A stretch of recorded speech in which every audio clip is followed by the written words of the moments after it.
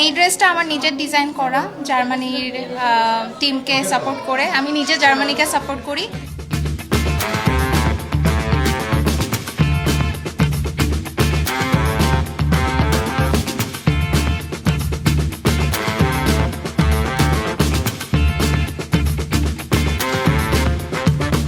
লাইফে অবশ্যই এটা প্রথমবারের মতো এরকম কোনো ইভেন্ট এক্সপিরিয়েন্স করছি।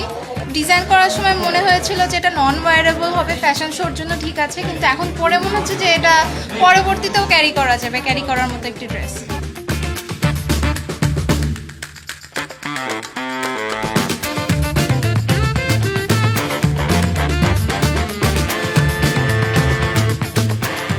প্রথমত আমি জার্মানির তিনটা যেই মেইন কালার সেটাকে রাখার চেষ্টা করেছি। এই ব্যাচটা হচ্ছে হ্যান্ড স্টিচ করা, নিজে করেছি।